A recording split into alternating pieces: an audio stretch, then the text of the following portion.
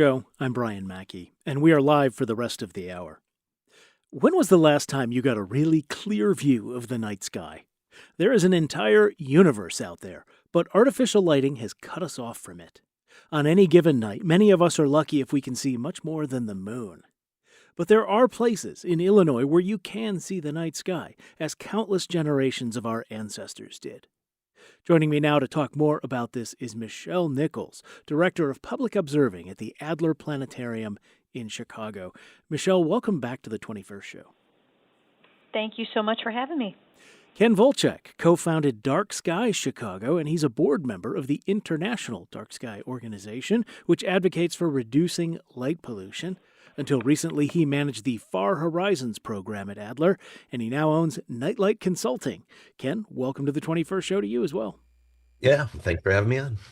And finally, Chris Schmidt is program chair for the Peoria Astronomical Society. Chris, welcome to you as well.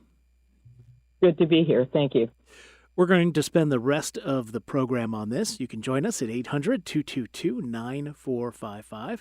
How much of the night sky can you see from where you live? Do you have a favorite stargazing spot? And what do you think of efforts to cut light pollution? 800-222-9455 is the number to join us. 800-222-9455. All right, Michelle Nichols, Adler Planetarium, I'm going to start with you. Tell me more about some of the highlights of what there is to see in our night sky, especially from here in Illinois.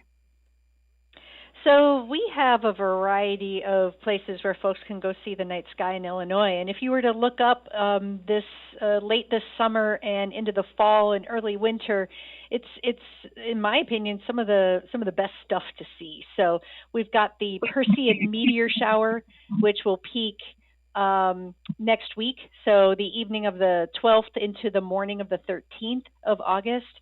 We've got a partial lunar eclipse coming up on August 27th in the early evening.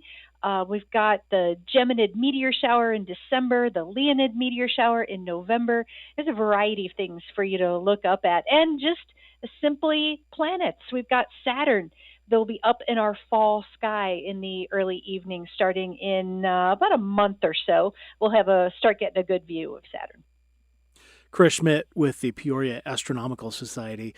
I suspect you interact with a lot of people who've never done dark sky observing before. What kind of reactions do you get when you have somebody seeing the sky so clearly for the first time?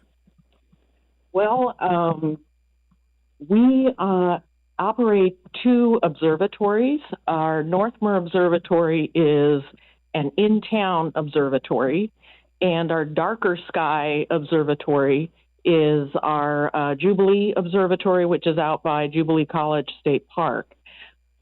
Peoria, we get a lot of people who come to the Northmere Observatory. When the Northmere Observatory was originally established in 1955, I'd say we had about a L3 sky, which is a dark rural sky. Currently, it's suburban sky. So you can still see things, but you're not going to be able to see the Milky Way. Really, to get an idea of whether you have a dark sky or not, you want to know if you look up during July and August, are you able to see the Milky Way? We don't. So at our observatories, we have our members who come to the Jubilee Observatory, where you can still see kind of faint Milky Way. At the Northmere Observatory, it's not really a dark sky, so we're more introducing people to observational astronomy. There are good places in central Illinois to see a dark sky. Yeah, let me ask you to pause there because we'll come back to that and talk about some of those as we proceed through the conversation. Sure. Let me bring Ken Volchek into the conversation, co-founder of Dark Sky Chicago, owner of Nightlight Consulting. Ken, there are several different things that go into light pollution. There's glare, sky glow, light trespass, and clutter. Break those down for us. Yeah, it really comes down to how we actually use light at night. And, our personal experience, you've probably had that experience where maybe a neighbor has a light on that's just shining into your backyard, or maybe there's a street light that's shining into your home. That's glare, that's light trespass. And, it causes not only, discomfort, but it actually has health impacts, ecological impacts. And that's because it's just the light is not going where it should be. And, nowadays with LED technology, we actually have the tools to solve the problem, is just using light right. As a Dark Sky board member and like I said, founder of Dark Sky Chicago, we don't advocate for just turning all the lights off. It's about using light responsibly and well. So, what to say more about the main sources of light pollution? Well, it's actually an interesting story because you think about if you ask anybody, oh, where do you think all this light pollution comes from? This glow over our cities and, obscuring the stars. And um, most people would say, oh, it's probably streetlights, right? And we've actually done research, and in fact, other folks have done some research as well, saying, okay, where does all this light come from? And one of the things we found out is that somewhere near about 20% of all light emissions we can see at night are actually from streetlights. Only about 20%. So wait a minute, where's the other 80? And some of the research I did recently with partners at the Adler found that residential lighting is actually the largest single contributor to light pollution, mainly. Put the caveat on here is that mainly because there are so many homes. Most of the land we use that's developed is for residential properties. Although commercial properties are, by how big they are, how much area they take up, are actually the brightest properties. And you think about that, that's, parking lot lights, facade lighting, and advertising lighting, and things like that. So all these things together contribute to our loss of the night sky, as well as, disrupting ecosystems and all that. All right, let's get a phone call in before we go to the break at 800-222-9455. We have Bill calling from Springfield on line 1. Bill, thanks for calling in. You're welcome. So several years ago, about maybe 10 miles east of Jacksonville, Illinois, I was able to see, to my sheer delight, the Andromeda Galaxy, which is a couple million light years away. And it looked like it was low on the horizon to the northeast, and it was at arm's length, maybe an index finger long or something. I thought, wow, that is so fantastic. So what I would like, but yet it was barely, visible, really. I'm wondering if dark skies would, make it even more visible. Bill, thanks for the question. Michelle Nichols, can I direct that one to you? And I should say we need to take a break in about a minute, so I'm going to ask you to be brief with your answer. It's a fairly dim object to begin with. It's also the human eye has some limits to what we can actually pick out, especially with the Andromeda Galaxy. It's dim, it's fuzzy. And so even with extremely dark skies, you're not going to see the big spiral shapes and everything like that you see in the photos. Those are long exposure photos that have been processed and everything. So the fact that you saw it at all is amazing. That is awesome. And so I would hang on to that. But significantly darker skies, you're not going to see much more than a fuzzy thing in the sky. I think he said about a half hour west of Jacksonville, or maybe 10 minutes. I can't remember. But yeah, that is a good dark spot. If you look at those dark sky maps, that part of central Illinois, Forgotonia, basically, I guess, for those reasons, maybe is particularly dark. We're going to continue this conversation after a short break about our disconnect from the night sky because of modern lighting technology and what some people are trying to do about that. We'd love to hear from you. 800-222-9455. This is The 21st Show.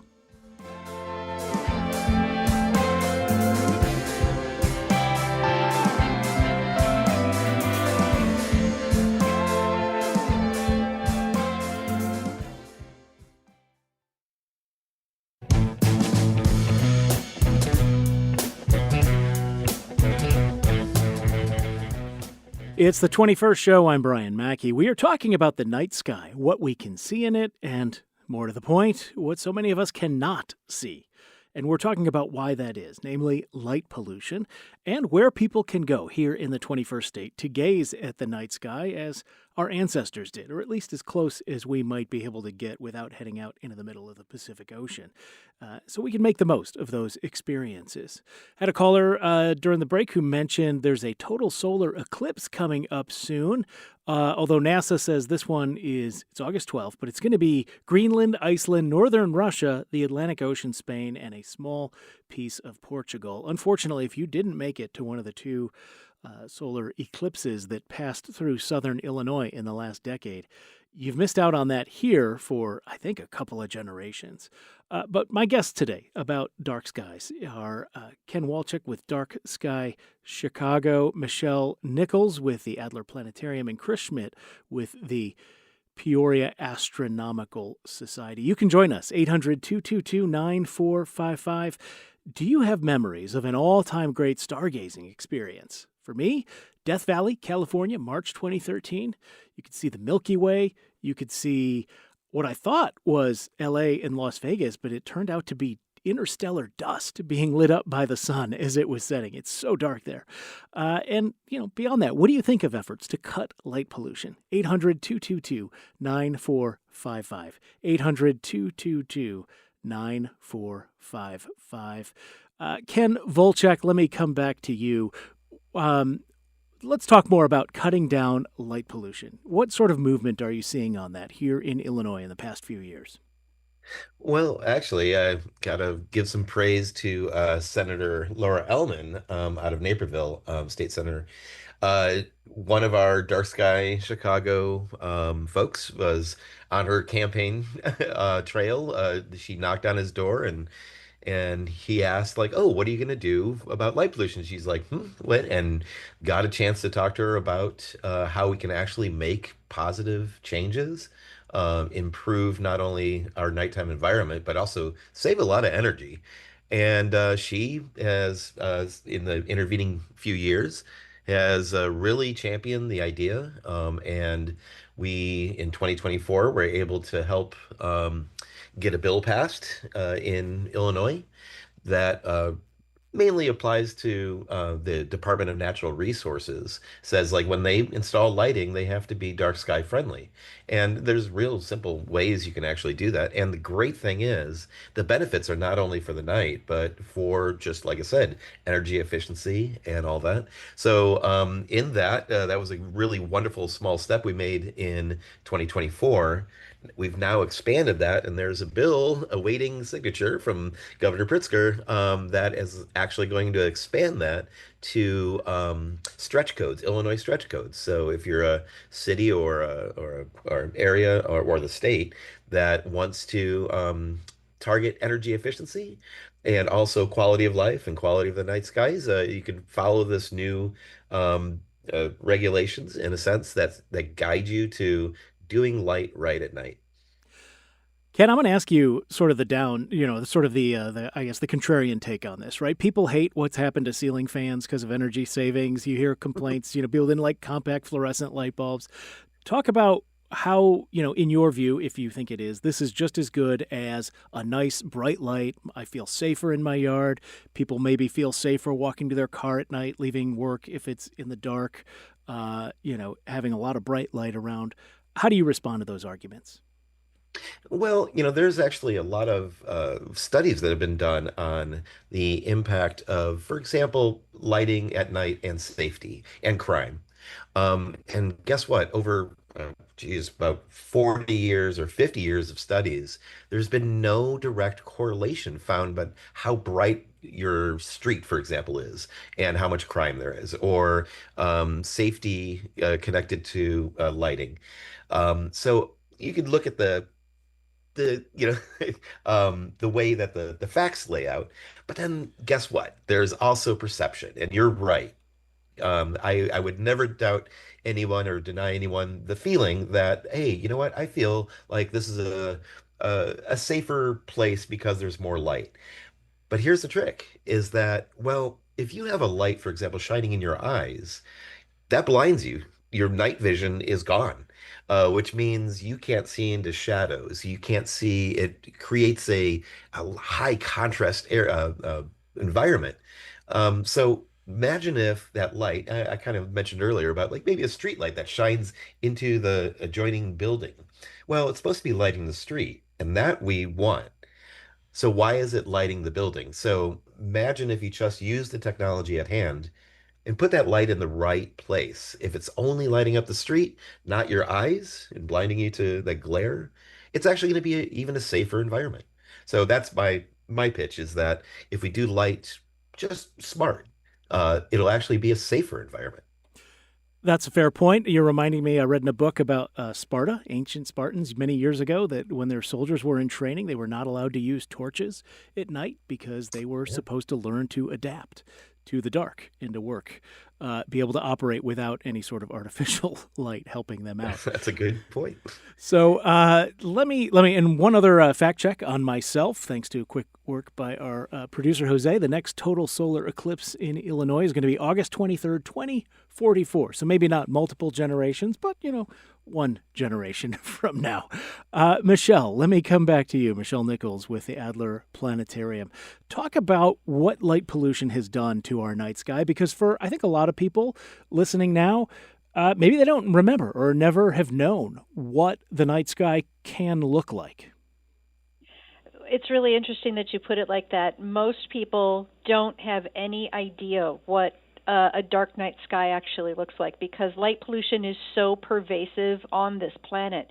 And the vast majority, an extremely high percentage of the population of the world, but especially of the United States, is under some form of light pollution. And so it's hard for people to appreciate what they're missing if they've never seen it. And so it's something that we want to make sure that people understand is if you want to go out and see a dark sky to be able to experience it, you kind of have to travel a little far in order to do that because of the vast amount of light pollution that we have. Now, is the sky utterly hopeless? No. We definitely can still see the brighter things, the moon, the planets, a handful of other objects in the sky. But the ability to see dim stars and the Milky Way and all that is absolutely gone for most of the folks who might be listening to this program right now. And so it's a significant problem and getting worse every year. It really is striking when you do have that experience for the first time in life. I think for me, it was probably Boy Scout camp up in rural Michigan. For some people, it might have a religious valence. I grew up on Star Trek. It certainly resonated with what I had in my imagination. It really is awe-inspiring in the dictionary sense of that word. Chris Schmidt from the Peoria Astronomical Society. We've been talking about sort of the human appreciation of the night sky aspect of light pollution, but it also has effects on the environment. Can you talk about that?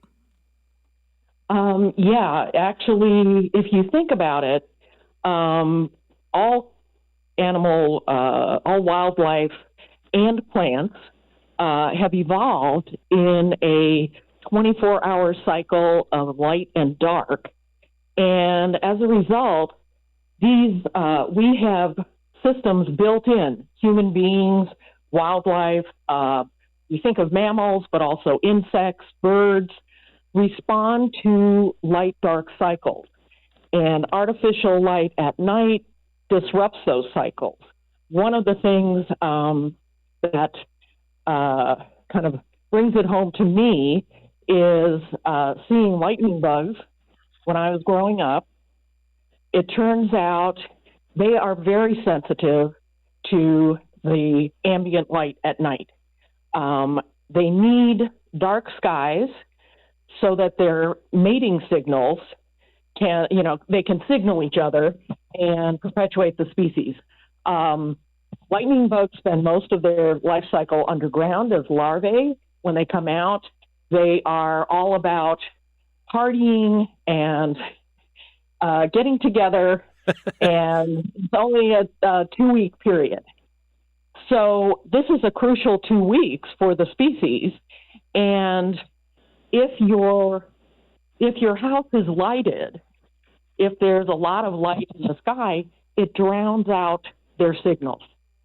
So you're really, if you want fireflies and lightning bugs in your backyard, turn off your house lights from 8 p.m.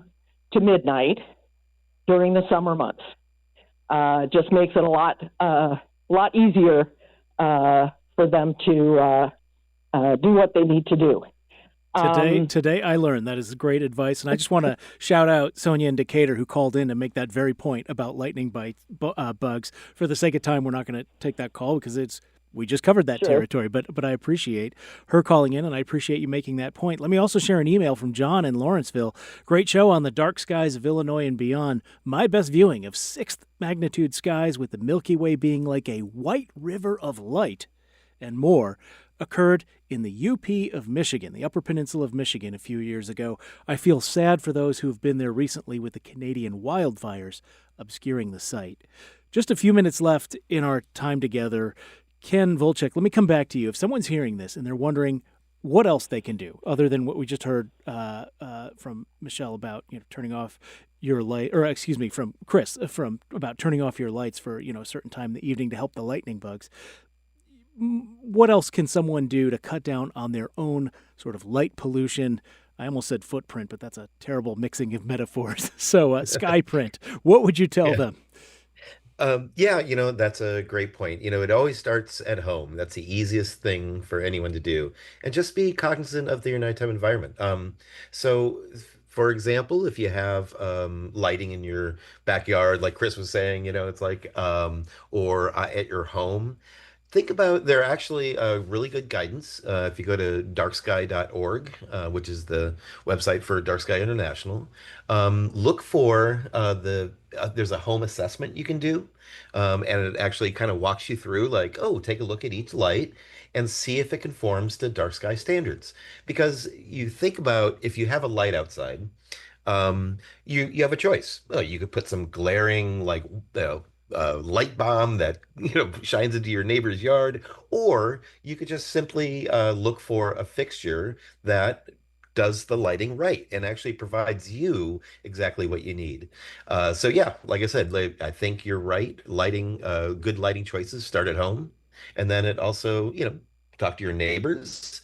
Say, hey, look, what do you think about our lighting? And then if you change it, and then maybe they'll be inspired to do the same. I love that. You can either choose to have the sort of Taylor Swift concert look in your backyard, or you can actually get in touch with nature again. Ken Volchek co-founded Dark Sky Chicago. He's a board member of the International Dark Sky Organization, and he owns Nightlight Consulting. Michelle Nichols is director of public observing at the Adler Planetarium, and Chris Schmidt is program chair for the Peoria Astronomical Society. Chris, Michelle, Ken, thanks so much for being with us and talking with us about the dark sky. Good observing to all of you in the months ahead. Thank you.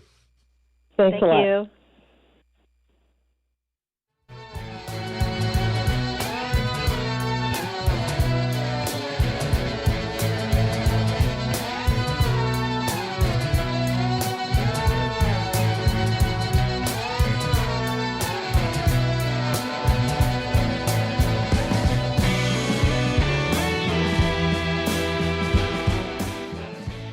That is all the time we have for our program today and this week.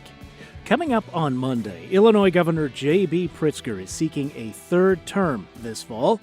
We'll talk with him about his nearly 8 years on the job so far and why he's asking you to give him another 4. We're actually taping that conversation in studio this afternoon, Thursday afternoon here in Urbana, so we are not going to be able to take calls for that. If you have a last-minute question you want to send in, don't hesitate. Just about 2 hours until he arrives. talk@21stshow.org is our email address. Again, talk@21stshow.org. Whether it's a question for the governor, comments on our past shows, suggestion for future stories, we love hearing from you. We read every message that comes in. Again, you can find our email address, our voicemail line, podcasts, social media. It's all on our website, 21stshow.org. That's 21stshow.org. The 21st Show is produced by Christine Hatfield and Jose Zepeda. Our digital producer is Kulsum Khan. Technical direction and engineering comes from Jason Croft and Steve Mork. Reginald Hardwick is our news director. Thank you to the band Public Access for our theme music. The 21st Show is a production of Illinois Public Media. I'm Brian Mackey.